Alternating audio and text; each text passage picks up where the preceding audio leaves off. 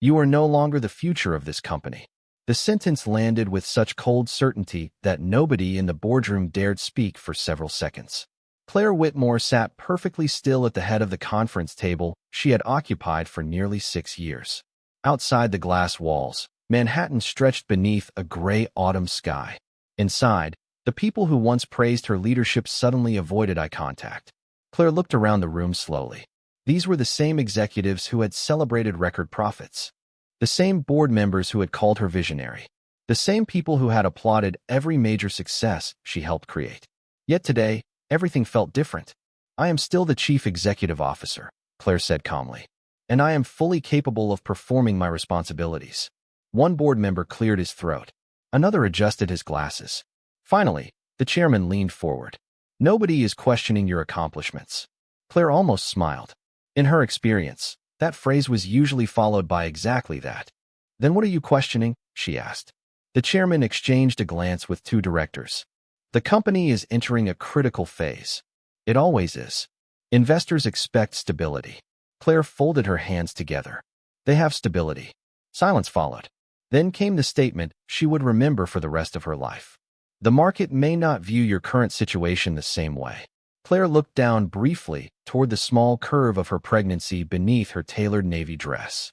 Not because she felt ashamed, because she suddenly understood what this conversation had been about from the beginning. The room grew very quiet. "My current situation," she repeated. "You mean my baby?" Nobody answered immediately. The silence became its own answer. Outside the conference room, employees walked through hallways carrying laptops and coffee cups. The company continued operating as though nothing unusual was happening. Yet inside that room, Claire felt years of loyalty collapsing around her. "I built this company alongside all of you," she said softly. "I worked nights, weekends, holidays. I missed birthdays. I missed vacations. I sacrificed more than I should have." Her voice remained calm, but the truth behind it filled the room. "And now you are telling me motherhood makes me a risk." "Claire, no." She raised a hand gently. "Do not soften it. At least be honest." Nobody spoke. Sunlight slipped between distant skyscrapers and reflected against the glass walls. The boardroom suddenly felt colder, smaller, stranger. Claire had spent years leading difficult negotiations. She understood numbers. She understood markets. She understood power. What she had never fully understood was how quickly admiration could disappear when people decided you no longer fit their expectations. Nearly an hour later, the meeting ended. Official statements were prepared. Transition plans were discussed. Lawyers reviewed documents. Everything happened with professional efficiency. That somehow made it worse. By early afternoon, Claire stood alone in her office overlooking the city. Framed awards lined one wall. Photographs from major corporate milestones lined another. Every achievement represented years of effort. Years of believing hard work would always matter. She walked slowly toward the window. Far below, traffic moved through crowded streets. Life continued. It always did. Her phone buzzed repeatedly with messages from colleagues. Some expressed sympathy. Others offered vague encouragement. A few avoided the subject entirely. Claire ignored them all. For the first time in years, she felt exhausted. Not physically, emotionally. The kind of exhaustion that settles deep inside the heart. A gentle knock interrupted her thoughts. Her assistant stepped inside. "The car is waiting." Claire nodded. "Thank you." Minutes later, she exited the building through a private entrance. Reporters had not yet learned the news. Investors had not yet heard the rumors. For one brief moment, the world remained unaware that one of the most successful female executives in the country had just lost the career she spent years building. As the car pulled away from the curb, Claire rested a hand on her stomach. The city skyline drifted past the window. She should have felt angry. She should have felt defeated. Instead, she felt something far more dangerous. Lost. Because for the first time in a very long time, Claire Whitmore had no idea what came next. And somewhere beyond the crowded streets and towering buildings, a single father named Ethan Carter was about to enter her life in a way neither of them could possibly imagine. 3 weeks later, Claire Whitmore stood in the middle of a nearly empty apartment surrounded by cardboard boxes and silence. The penthouse overlooking Central Park was gone. The private driver was gone. The executive assistants, board meetings, investor dinners, and endless calendar notifications were gone too.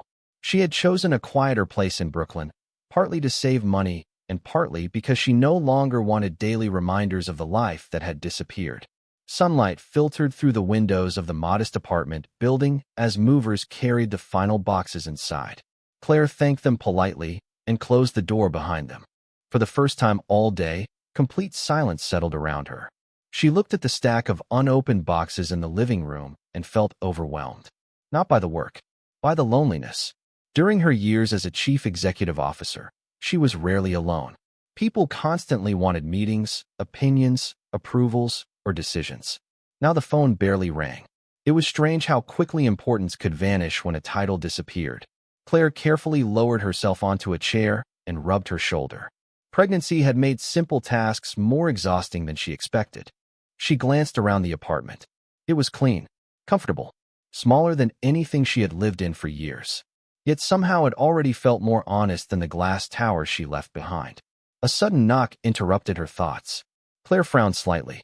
She was not expecting anyone. When she opened the door, she found a man standing in the hallway holding a toolbox in one hand and the hand of a young girl in the other. "Hi," the man said with an easy smile. "I am Ethan. Apartment 4B. The little girl waved enthusiastically. "I am Lily." Claire smiled politely. "Nice to meet you." Ethan pointed towards several boxes near the entrance. "We saw the moving truck downstairs. News travels fast." Lily grinned. "Mrs. Henderson on the second floor knows everything." Claire laughed for the first time that day. Ethan smiled. "That is probably true." For a moment, nobody spoke. Then Ethan lifted the toolbox slightly. "I noticed one of the movers struggling with your kitchen cabinet door earlier. I fix things around the building sometimes. Thought I would see if you needed help." Claire blinked. The offer surprised her. In her old world, help usually arrived with contracts, invoices, or expectations attached. This felt different. Simpler. "That is kind of you," she said. "But I do not want to bother you." "You are not bothering me." Lily nodded seriously. "My dad helps everybody." Ethan laughed. "Not everybody. Almost everybody." Claire felt another smile forming despite herself. "The cabinet actually is stuck. Then we should probably fix it." 20 minutes later, Ethan was kneeling in the kitchen adjusting hinges while Lily sat at the counter coloring in a sketchbook. Claire watched quietly. The scene felt strangely peaceful. No presentations. No negotiations. No hidden agendas. Just a father helping a neighbor. "There," Ethan said as the cabinet opened smoothly. "Good as new." Claire tested it herself. That was fast. Most problems are easier than they look.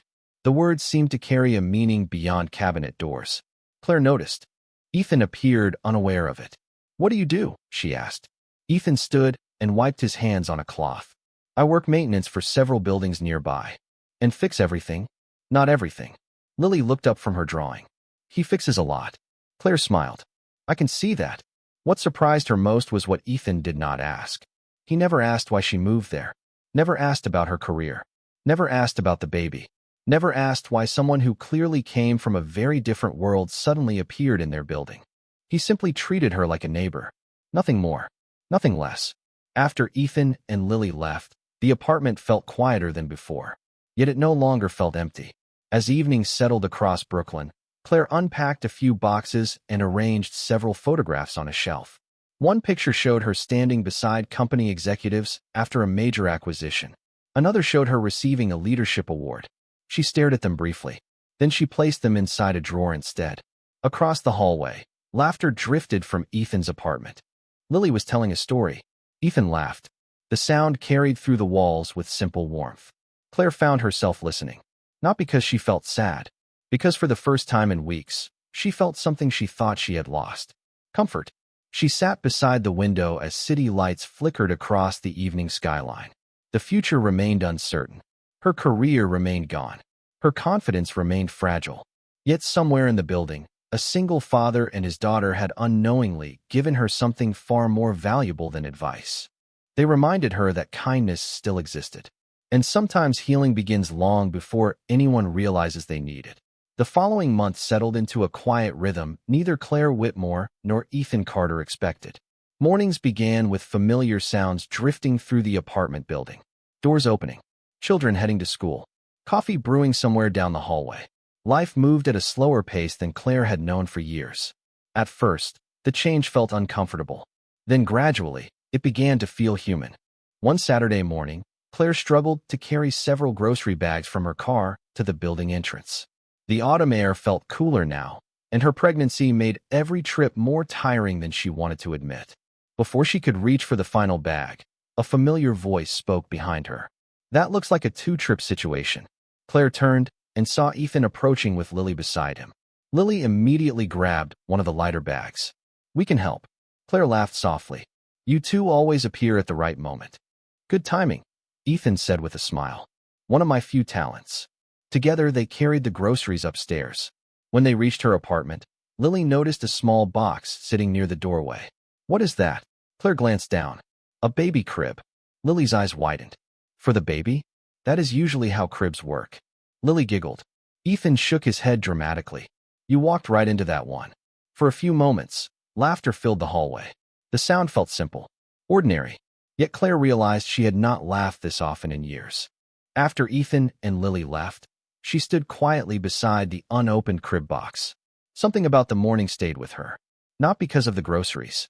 Because nobody treated her like a former executive. Nobody cared about boardrooms, investors, or business headlines. They simply cared about her. As weeks passed, similar moments continued happening. Ethan fixed a loose shelf in her living room.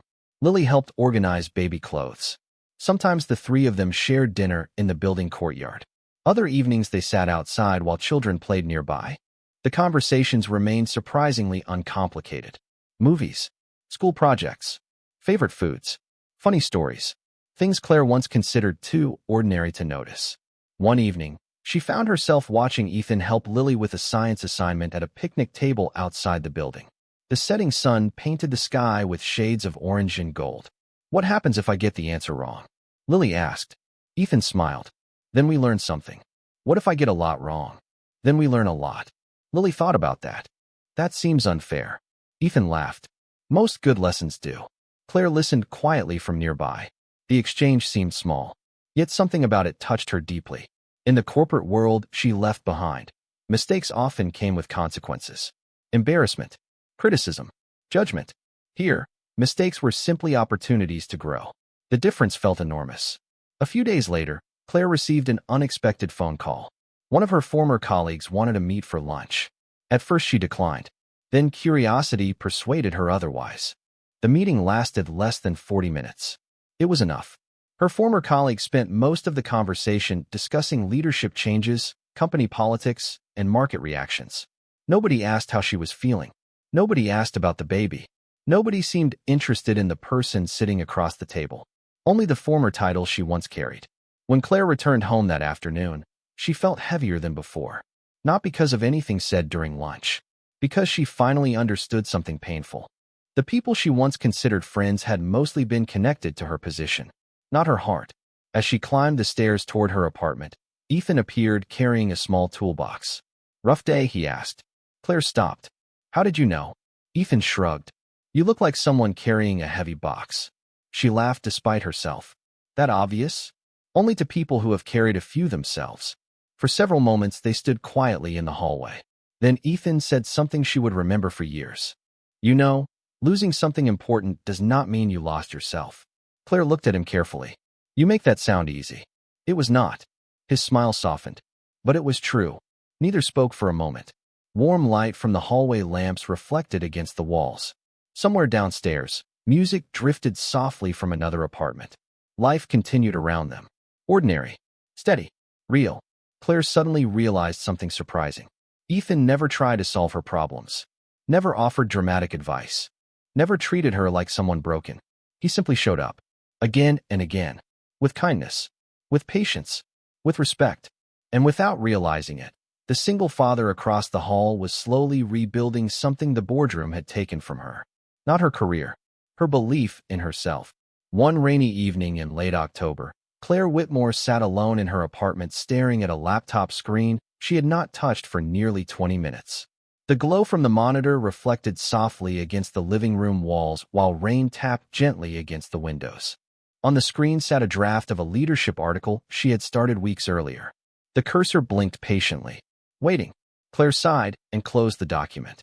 Once upon a time, writing about business strategy came naturally. Ideas flowed easily. Confidence followed. Now every sentence felt heavier than it should. She pushed the laptop aside and rested a hand on her stomach. The baby shifted slightly, a small reminder that life continued moving forward even when she felt stuck. Another wave of rain swept across the glass. The apartment seemed unusually quiet tonight. Then a knock sounded at the door. Claire opened it to find Ethan standing there holding a covered baking dish. "Lily made too much lasagna," he announced.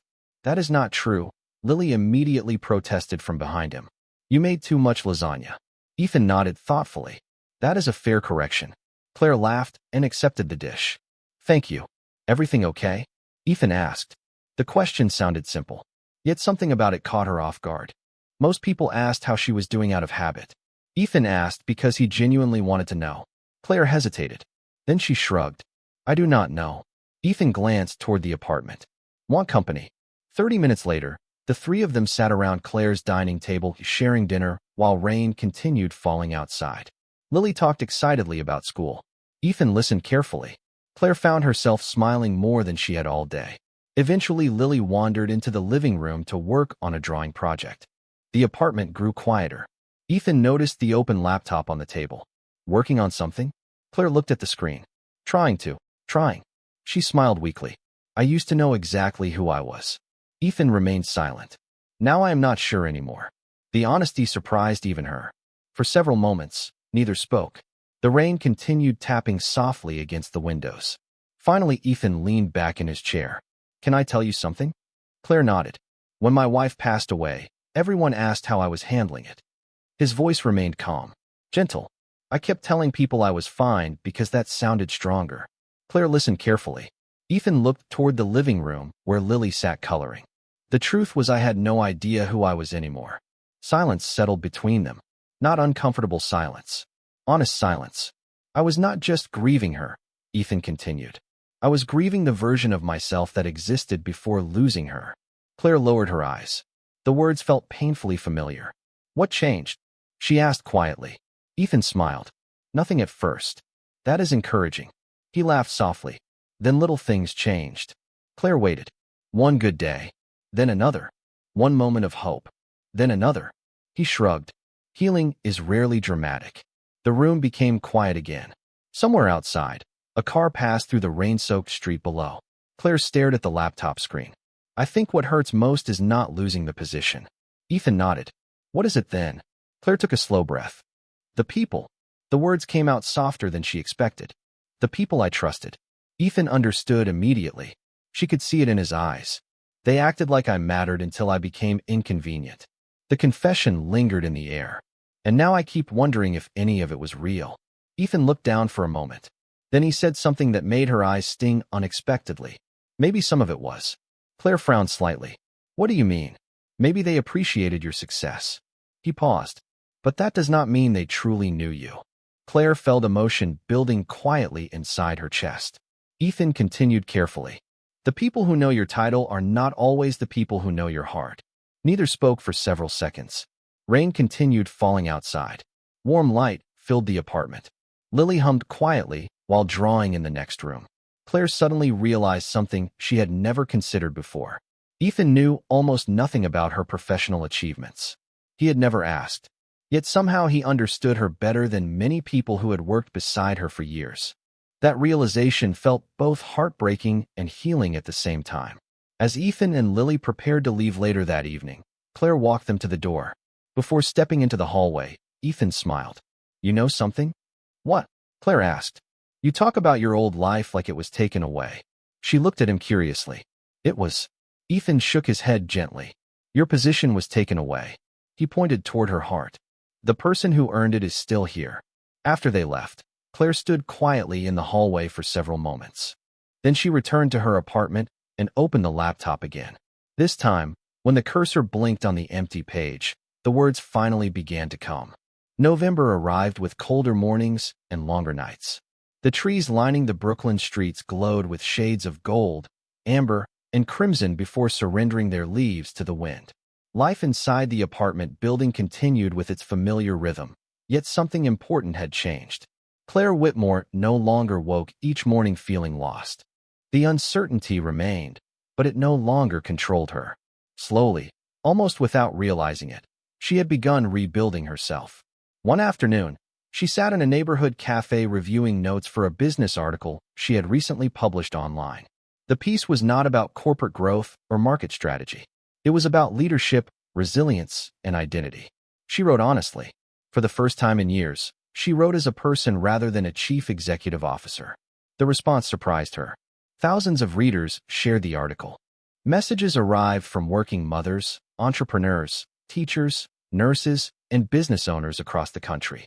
Many thanked her for expressing emotions they rarely admitted themselves. Claire stared at the screen in disbelief. For years she had spoken to investors. Now she was speaking to people.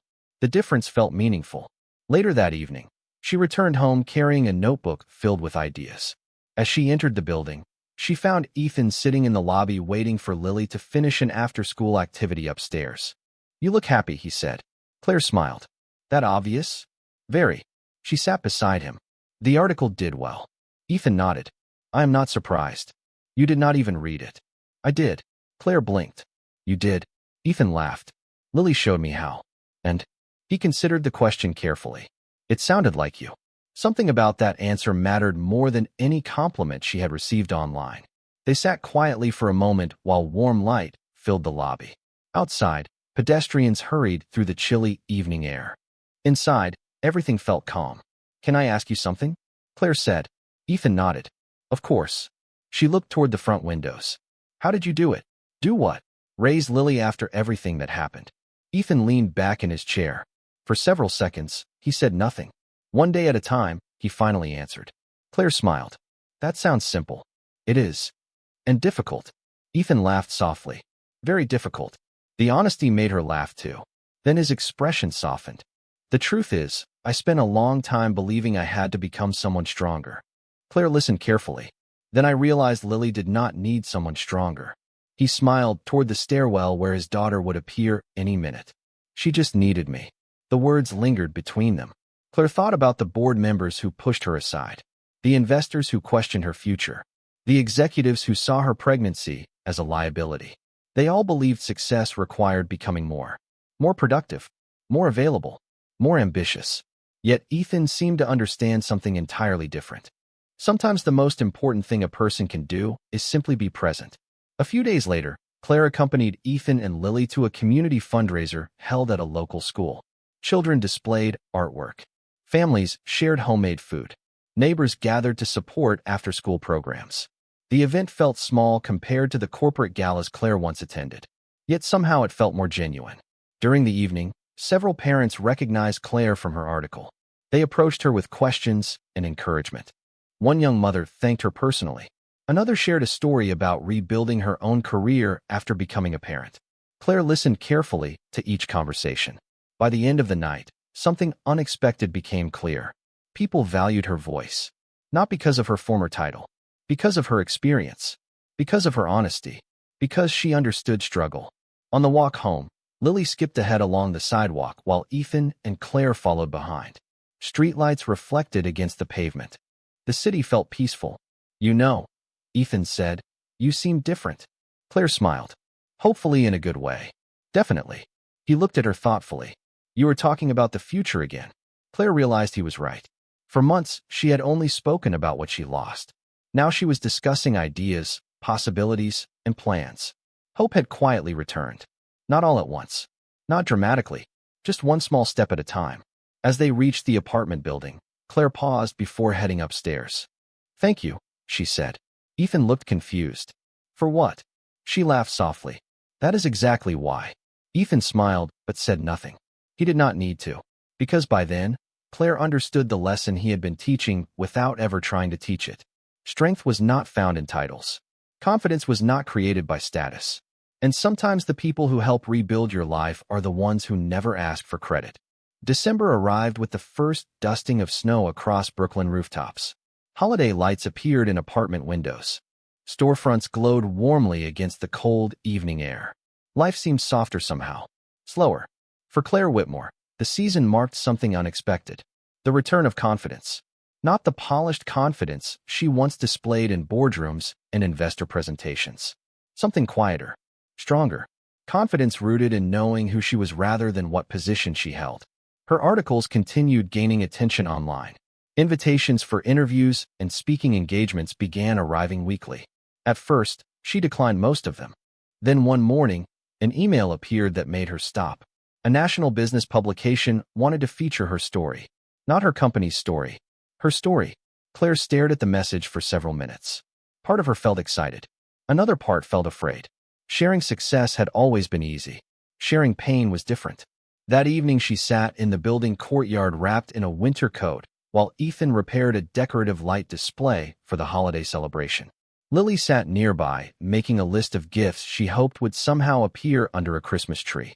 "You should do it," Ethan said after listening to Claire explain the invitation. "You have not even thought about it for 5 seconds. I thought about it in 3. Claire laughed. "You make everything sound simple." Ethan adjusted one of the lights. "Most things are complicated because we spend too much time arguing with ourselves." Lily looked up. "Dad does that too. Thank you for sharing that." "You are welcome." Claire smiled as the two continued their familiar routine. Then her attention shifted to something lying beside Ethan's toolbox. A framed photograph partially covered by a cloth. "What is that?" she asked. Ethan glanced toward it. "Old picture. Can I see it?" For a brief moment, hesitation crossed his face. Then he handed it to her. Claire looked down and immediately froze. The photograph showed Ethan standing beside several people inside a large convention center.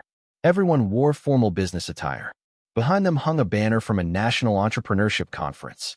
Ethan looked younger, but unmistakably the same person. Claire frowned slightly. "Wait." Ethan immediately realized what she noticed. "It is not what it looks like." "That is usually a sign it is exactly what it looks like." Lily giggled. Ethan sighed dramatically. Claire studied the image more carefully. Recognition stirred in the back of her mind. Then it clicked. "I know this conference." Ethan said nothing. "I spoke there years ago." Still nothing. Claire looked at him. "Why were you there?" Ethan rubbed the back of his neck. "Because I was invited." "Invited as what?"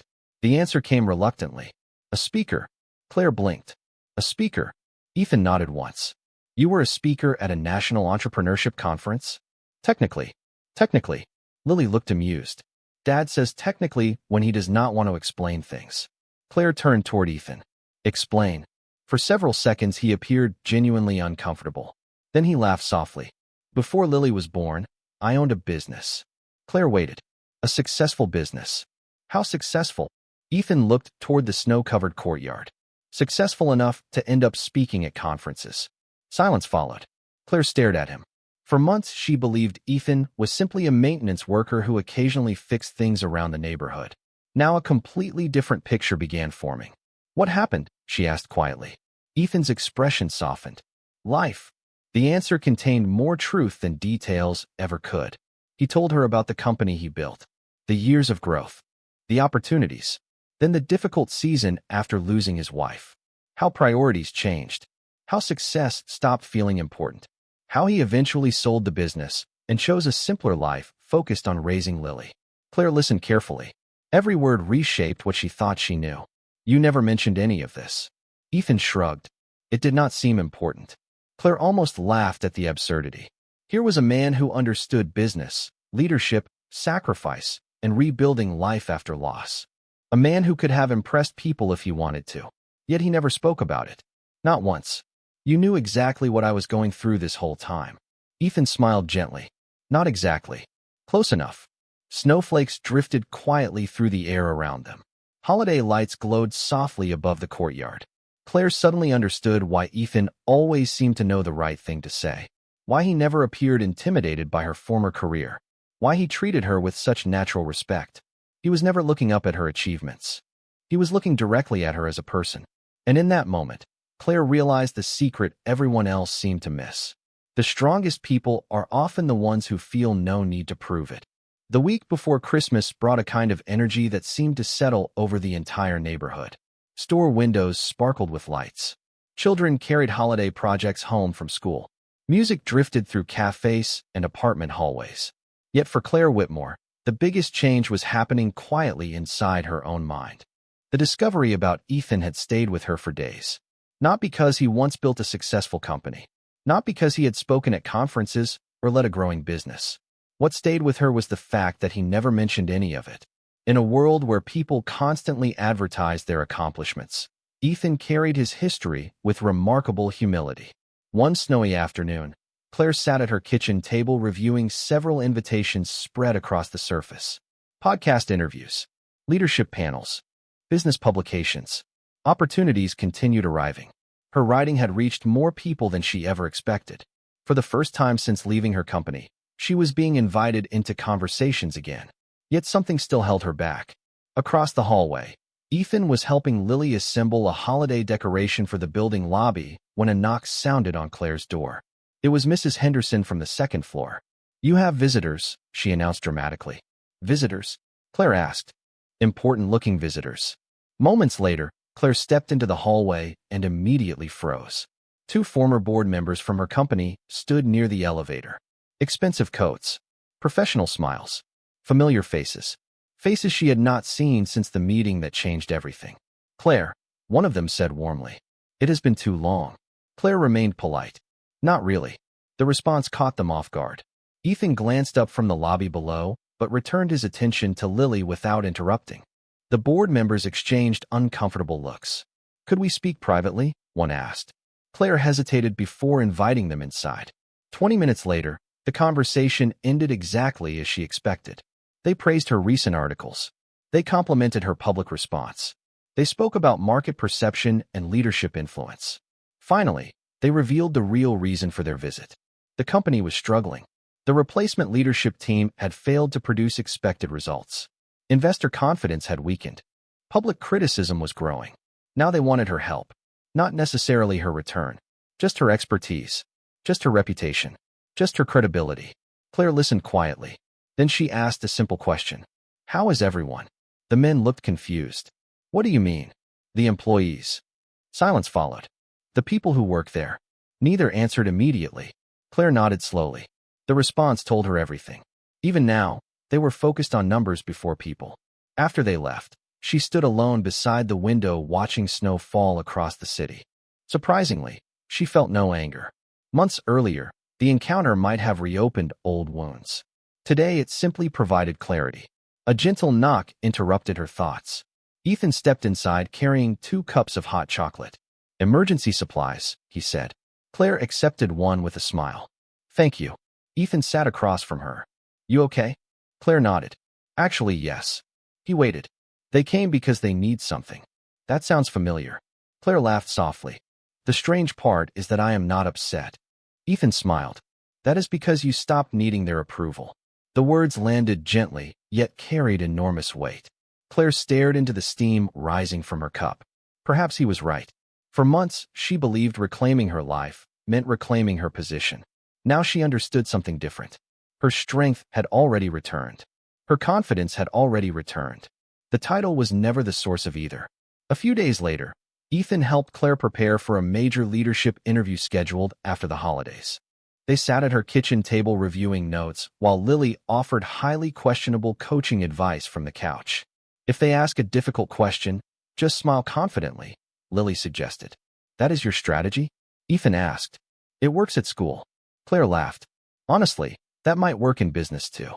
For hours they talked about leadership, resilience, parenthood, and second chances. Somewhere during the conversation, Claire noticed something surprising. She was no longer speaking like someone recovering from loss. She was speaking like someone preparing for a future. Ethan noticed it too. He smiled but said nothing. He rarely pointed out progress. He simply made room for it. Outside, snow continued falling softly beneath the glow of holiday lights. Inside the apartment, plans began taking shape. Opportunities no longer felt frightening. Possibilities no longer felt distant. And for the first time since that painful boardroom meeting months earlier, Claire could clearly see the road ahead. Not because someone gave it back to her. Because she was finally ready to walk it herself. January arrived beneath a clear winter sky, bringing with it a sense of renewal neither Claire Whitmore nor Ethan Carter could ignore. The holidays had passed. Snow still lined the sidewalks of Brooklyn, but the city already felt as though it was preparing for something new. Claire felt the same way. Her interview, published just after New Year's Day, exceeded every expectation. Millions of people watched it online. Business leaders shared it. Parents shared it. Women across the country shared it. Yet what resonated most was not her discussion about leadership. It was her honesty about loss, identity, motherhood, and resilience. For the first time, people saw the woman behind the title. The response opened doors almost immediately. Invitations arrived from universities, companies, and nonprofit organizations. Several firms reached out regarding advisory positions. Others proposed partnerships. Opportunities multiplied faster than Claire could evaluate them. One particular invitation stood apart from the rest. It came from the very company that had pushed her aside. The board of directors requested a formal meeting. Not through intermediaries. Not through attorneys. Directly. Claire stared at the message for several minutes. Months earlier, receiving such an invitation would have felt like victory. Now she felt something entirely different. Calm. That evening she sat across from Ethan at the neighborhood cafe where they often met. Snow drifted gently outside the windows while customers wrapped their hands around warm drinks. "You are going," Ethan said. Claire smiled. "You sound certain. You already decided." She laughed. "Am I that predictable?" "Only when you are being brave." The words stayed with her. 3 days later, Claire stepped into the familiar headquarters building she once called home. The lobby looked exactly the same. The polished floors, the glass walls, the digital displays. Yet everything felt different because she had changed. Employees recognized her immediately. Some smiled. Others seemed nervous. A few looked genuinely happy to see her. Claire greeted everyone politely and continued toward the executive floor. The boardroom door opened. The same room, the same table, the same city skyline beyond the windows. Yet the atmosphere could not have been more different. This time, nobody questioned her future. This time, nobody doubted her value. The chairman stood as she entered. Then every board member followed. Silence filled the room. Not uncomfortable silence. Respectful silence. Claire took her seat calmly. For several moments, nobody spoke. Then the chairman cleared his throat. "Thank you for coming." Claire nodded. "You asked to meet." He took a slow breath. "We owe you an apology." The room remained completely still. One by one, directors acknowledged their mistakes. They spoke about short-sighted decisions, fear, pressure, assumptions, excuses that once might have angered her. Today, they sounded smaller than before, because Claire no longer needed them to validate her experience. She had already healed. "We failed you," one director admitted. Another nodded. "And we failed the company." Claire listened carefully. Then the chairman leaned forward. "We would like you to return." There it was. The moment everyone expected. The moment that once seemed impossible. Several months earlier, she might have accepted immediately. Not now. Claire looked around the room. Through the windows, winter sunlight reflected across the Manhattan skyline. The city appeared beautiful. Familiar. Distant. "Why?" she asked. The simplicity of the question surprised them. "Because you were the best leader we ever had," someone answered. Another director nodded. "Because the company needs you." Claire considered the response carefully. Then she smiled gently. "That is not the right answer." Confusion spread across several faces. Finally, one board member spoke honestly. "Because we finally understand what we lost." Silence followed. Claire saw sincerity in his expression. Real sincerity. The kind that cannot be manufactured. For the first time, she believed them. The conversation lasted nearly 2 hours. They discussed leadership, culture, accountability, change. Most importantly, they discussed the future. By the end of the meeting, something remarkable happened. Claire agreed to return. Not because she needed the position. Not because she wanted revenge. Not because she wanted to prove anything. She agreed because she realized she could help build something better than what existed before. As she exited the building later that afternoon, reporters waited outside. Cameras flashed. Questions echoed across the sidewalk. Claire paused briefly before entering her car. "What changed your mind?" one reporter called out. Claire smiled. For a moment, she thought about Ethan. About Lily. About quiet evenings in Brooklyn. About kindness that arrived without conditions. About the lessons she learned after losing everything. Then she answered, "I remembered who I was." And as the car pulled away from the curb, Claire realized something beautiful. She was not returning to reclaim the life she lost. She was returning to create a better one. Spring arrived quietly. Snow disappeared from sidewalks. Trees slowly returned to life. Warm sunlight lingered longer each evening. painting Brooklyn streets in shades of gold. Nearly a year had passed since the day Claire Whitmore walked out of that boardroom, believing her future had been taken from her. Looking back now, the memory felt distant. Not forgotten, simply transformed. The company had changed dramatically since her return. New leadership policies focused on families and workplace flexibility. Parents received stronger support. Employees felt heard. The culture improved. Investors regained confidence. Results followed naturally. Yet Claire considered those achievements secondary to something much more important. She had learned success meant very little if it came at the cost of humanity. One Saturday afternoon, the neighborhood gathered in the building courtyard for a small celebration. Children played beneath colorful decorations. Neighbors shared food and stories. Music drifted through the warm spring air. Claire sat beneath a flowering tree with a sleeping baby resting peacefully in her arms. Across the courtyard, Lily laughed with friends while Ethan helped set up folding tables. Watching them, Claire felt a deep sense of gratitude. Not because life had become perfect, because life had become real. Mrs. Henderson eventually settled into a chair beside her. "You know," the older woman said, "when you moved here, you looked heartbroken." Claire smiled softly. "I probably was." Mrs. Henderson nodded. "You do not anymore." Claire looked across the courtyard toward Ethan. He was helping a neighbor carry supplies while somehow keeping an eye on Lily at the same time. The same quiet kindness. The same steady presence. Nothing about him had changed. Yet everything about her had. Later that afternoon, as the gathering began winding down, Claire found Ethan sitting alone on a bench watching the sunset. The sky glowed orange above the city skyline. For several moments, neither spoke. The silence felt comfortable. Familiar. "I was thinking about something," Claire finally said. Ethan smiled. "That usually means trouble." She laughed. "Probably." Then her expression softened. "Do you remember the first day we met? You mean when I fixed the cabinet?" "Yes." Ethan nodded. "I remember." Claire looked toward the fading sunlight. "At the time, I thought I had lost everything." Ethan remained quiet. "I lost a career. I lost people I trusted. I lost certainty." She paused briefly. "But now I realize something." Ethan waited. Claire smiled gently. Losing those things made room for better ones. The words settled softly between them. Ethan looked toward the courtyard where Lily played with Claire's baby nearby. The sight seemed to say everything neither needed to explain. "Life is strange that way," he said. Claire nodded. "It is." For a moment, she remembered the board members who once doubted her. The executives who questioned her future. The people who believed motherhood would make her weaker. She felt no bitterness. No resentment. Only clarity. Their mistake was never underestimating her abilities. Their mistake was underestimating her worth. Worth that existed long before any title. Worth that remained after every title disappeared. The most beautiful part was that she no longer needed them to understand it.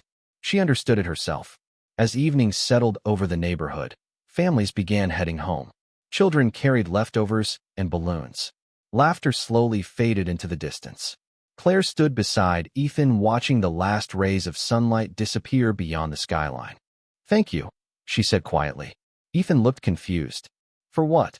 Claire laughed, because somehow he still did not realize the impact he had made. "For showing up." Ethan smiled. "That is all." She shook her head. "Sometimes that is everything." Neither spoke after that. They simply stood together as the city lights began appearing one by one. Calm, peaceful, certain. And perhaps that was the real miracle. Not that Claire reclaimed her career. Not that success returned. Not that the people who doubted her finally admitted they were wrong. The real miracle was that she found herself again. Stronger, kinder, wiser. The woman who walked into that boardroom had measured her value through achievement. The woman standing here now understood something far greater. Dignity does not come from position. Grace does not come from approval. And the people who truly change our lives are often the ones who quietly stand beside us when the rest of the world walks away. If this story touched your heart, share where you are watching from and tell us about a person whose kindness changed your life. And if you believe in second chances, quiet dignity, and the power of simply showing up for others, consider joining this community by subscribing. Sometimes the smallest acts of kindness create the greatest stories.